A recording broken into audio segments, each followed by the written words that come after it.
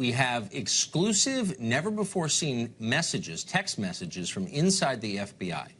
These texts are among the thousands sent between FBI agents Peter Strzok and Lisa Page between February and September of 2016. A lot of them are interesting. Here's a key text.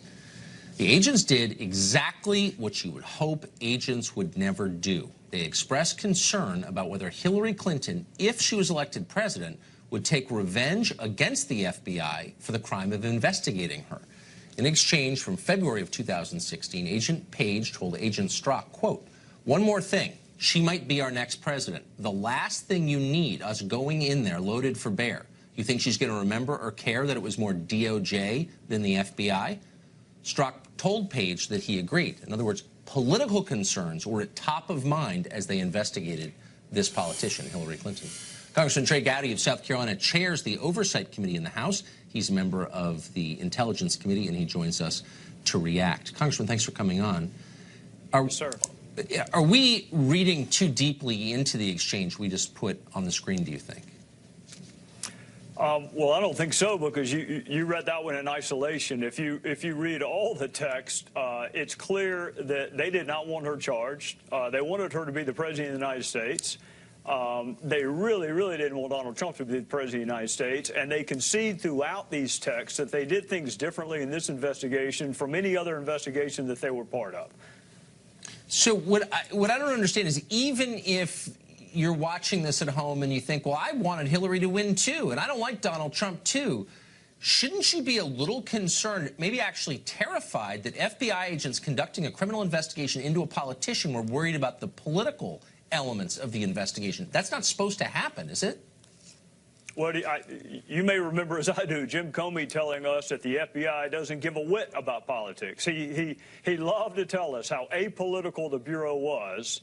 And here we have these texts. Of course, our friends on the left say, well, these are texts between two lovers. Yeah, that's right. You're much more likely to tell the truth when you don't think anybody else is watching. This, I think, is the unvarnished truth of how they viewed both her, him, and the investigation, and how they wanted it to turn out.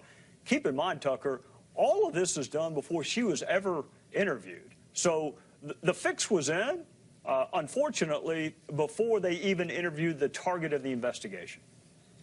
What does it tell you about what they thought of Hillary Clinton? They believed if she became president, she would punish our chief law enforcement agency for investigating her. What does that say about their view of her or their understanding of her?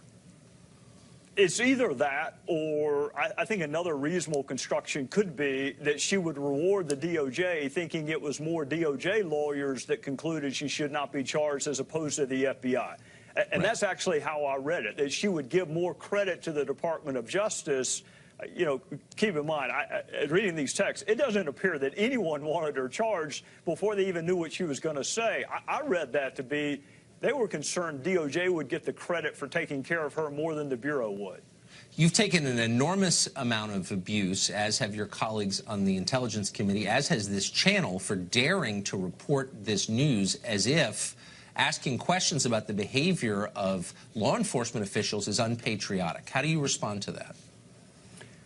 Tucker, there is no one in Congress that has more respect for law enforcement. I spent 18 years working with them, and it's the best 18 years of my professional life, and always will be. I love law enforcement, which is why these texts break my heart. Bias is insidious. Bias is the one thing in a courtroom, Tucker, the judge will give you the broadest leeway, because it infects and instructs every decision you make when you are biased for or against someone. Right. So when I see manifest bias, you know, think back to other important cases in our country's history. I mean, Mark Furman got in trouble not so much for working the crime scene, but because of racial epithets that he had uttered earlier in his career. That's right. That's how seriously we take bias.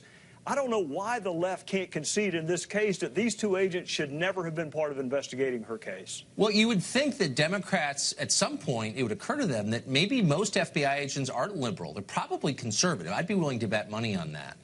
So if you allow the FBI to let their agents make decisions on the basis of their political beliefs, maybe that's going to hurt Democrats at some point. Maybe all of us have a real interest in clean and ethical government, but they don't seem to have an interest in that right now. Why?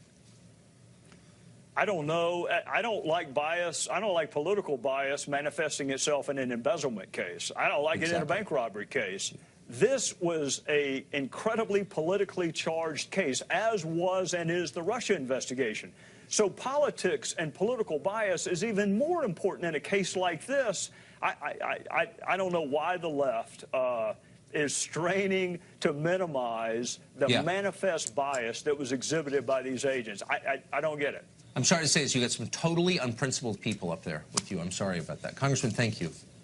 Yes, sir. Thank you. One